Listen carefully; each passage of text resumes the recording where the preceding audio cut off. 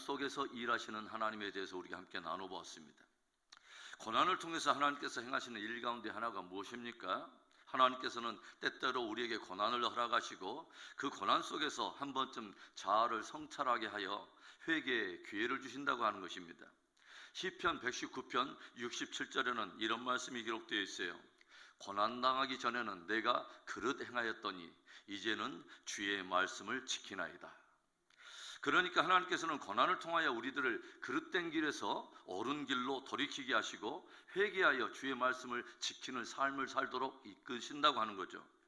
애굽과 중동 전역에 큰 기근과 흉년이 들어서 가나안에 살던 요셉의 형들이 애굽으로 내려오게 되고 저들은 이제는 애굽의 총리가 되어 있는 요셉 앞에 무릎을 꿇고 절을 하며 양식을 구하게 됩니다. 그리고 저들이 20년 전에 자기를 미디안 상고들에게 팔았던 바로 그 형들인 것을 안 요셉은 저들을 애굽을 정탐하러 온 정탐꾼들이라고 다짜고짜로 사정없이 몰아붙입니다. 그러자 저들은 총리 앞에서 자기들이 누구인가를 변증하는 가운데 부득불 그들의 가족사를 진술하게 되고 아직은 가나안 땅에 머물고 있는 아버지 야곱과 더불어서 막내인 베냐민에 대해서 들려주고 이제는 저들 가운데 사라지고 없어진 다른 한 형제가 있었다는 사실도 들려주게 됩니다. 그런데 저들의 변증에도 아랑곳하지 않고 애굽의 총리로 알고 있는 그 사람은 다짜고짜로 저들을 감옥에 집어넣으면서 그렇다면 너희 중 한 사람을 보내어서 너희가 말하는 그 막내 아우를 내 앞에 데려와서 너희가 한 말의 진실성을 내 앞에 그렇게 증명하라고 윽박을 질러요. 그리고 저들이 그렇게 감옥에서 사흘쯤 지내게 되었을 때에 애굽의 총리는 저들을 다시 자기 앞에 불러다가 자기도 하나님을 경외하는 자임을 밝히면서 저들이 생명을 보존할 수 있는 길 하나를 제시해 줍니다. 19절과 20절의 말씀에 너희가 확실한 자들이면 너희 형제 중 한 사람만 그 옥에 갇히게 하고 너희는 곡식을 가지고 가서 너희 집안에 굶주림을 구하고 너희 막내 아우를 내게로 데리고 오라. 그러면 너희 말이 진실함이 되고 너희가 죽지 아니하리라 하니 그들이 그대로 하니라. 애굽의 총리는 저들 가운데 이제 한 사람만 감옥에 남고 남은 사람들은 곡식을 가져다가 굶주리고 있는 이 가족들의 생명을 구하고 막내 아우를 데려오라고 명령을 합니다. 애굽의 총리가 된 요셉은 정말 형들이 참으로 변했는가? 그렇다면 자기가 지금 제시하고 있는 이 문제에 대해서 어떻게 반응하는가를 바라보면서 저들의 회개의 진정성을 한번 시험해보고자 한 것이죠. 그렇다면 과연 회개의 진정성은 어떻게 드러나야 할까요? 무엇보다도 첫째로는 죄에 대한 정직한 자백으로 드러나야 합니다. 애굽의 총리가 자기들에게 요구하는 명령을 듣고서 무엇인가 지금 상황이 심상치 않게 돌아간다고 하는 것을 직감하게 된 요셉의 형제들이 어떻게 반응을 합니까?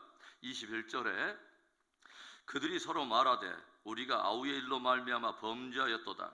그가 우리에게 애걸할 때에 그 마음의 괴로움을 보고도 듣지 아니하였으므로 이 괴로움이 우리에게 임하도다.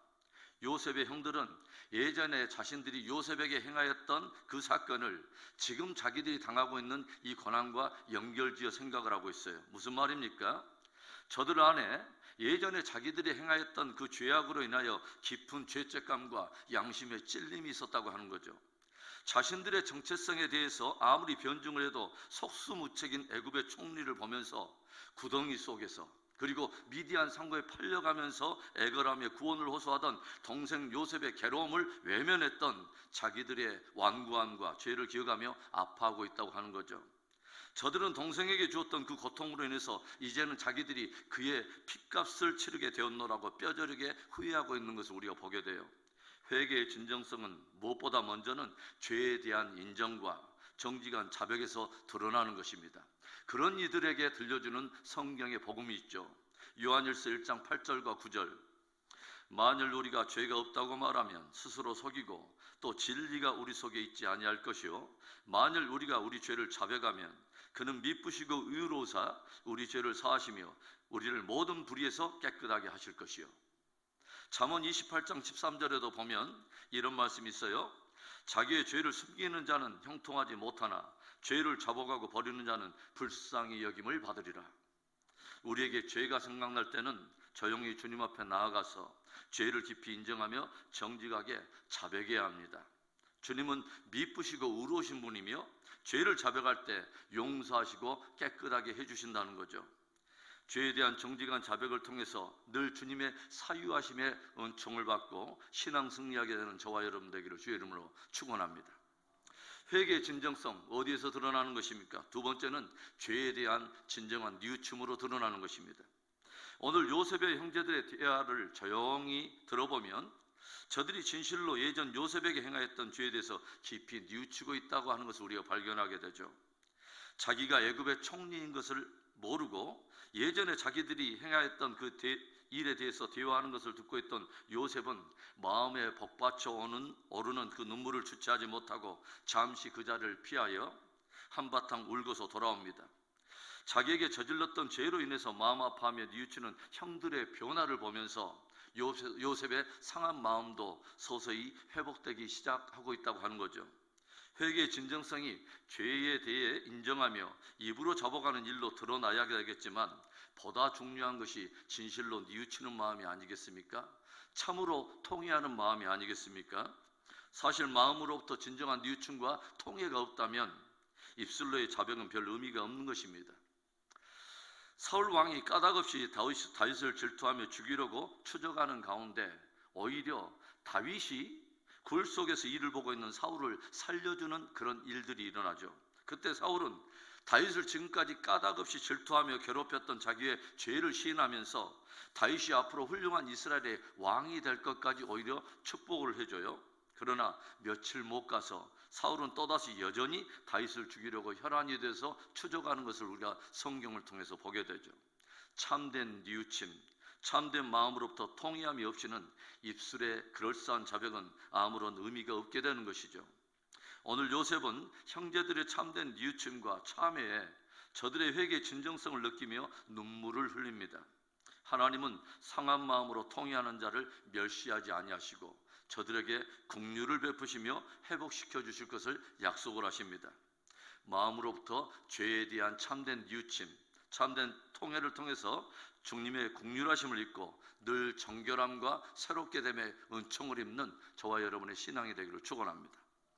회개의 진정성 어디에서 나타나야 합니까? 마지막 세 번째로는 죄에서 돌이키는 구체적인 회개의 열매가 있어야 된다고 하는 거죠. 오늘 요셉은 형들 사이의 대화를 통해서 저들이 죄를 진실로 자백하며 뉘우치는 그런 마음을 읽었어요. 그럼에도 불구하고 요셉이 어떻게 반응합니까? 24절과 25절에 요셉이 그들을 떠나가서 울고 다시 돌아와서 그들과 말하다가 그들 중에서 시므온을 끌어내어 그들의 눈앞에서 결박하고 명하여 곡물을 그 그릇에 채우게 하고 각 사람의 돈은 그의 자리에 도로 넣게 하고 또 길 양식을 그들에게 주게 하니 그대로 행하였더라. 마음이 벅차오른 요셉은 한바탕 울고 돌아와서 둘째 형인 시므온을 저들의 눈앞에서 결박을 시킵니다. 그리고 종들을 시켜서 다른 형들의 자루에는 곡식들을 다시 채우고 저들의 양식값으로 지불했던 돈도 다시 도로 넣게 한 후에 저들을 다 다시 돌려보내죠. 이제 시므온은 감옥에 갇혀 있으면서 아마도 예전 자신이 형제들과 함께 더불어 가담함으로 그 버렸던 구덩이에 홀로 빠져 괴로워하던 요셉의 아픔을 스스로 뼈저리게 느껴야 했을 거예요. 그리고 남은 형제들도 예전 요셉을 팔아버림으로 아버지 야곱에게 깊은 슬픔을 안겨다 주었는데 이제 또다시 막내 베냐민마저 아버지의 품에서 떼어내어서 애굽으로 데려옴으로 또 한 번 아버지에게 슬픔을 안겨주어야 하는 혹독한 대가를 치러야만 했다고 하는 거죠. 요셉의 형들은 그렇게 함으로써 애굽의 총리 앞에서 자기들이 했던 말의 진정성을 증명해야 했습니다. 그런데 사실 요셉이 보고자 했던 것은 저들이 진실로 죄악에서 돌이켰는가 하는 구체적인 회개의 열매를 보고자 했다고 하는 거죠. 그리고 그 안에는 아버지와 형제들을 애굽으로 이끌어 들여서 기근과 혹독한 흉년 속에서 저들의 생명을 보존하고 이제 앞으로 함께 살고자 하는 깊은 의도가 있었다고 하는 거죠.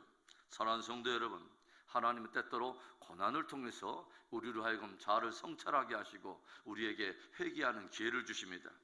죄가 생각날 때마다 깊이 인정하고 정직하게 자백해야 합니다.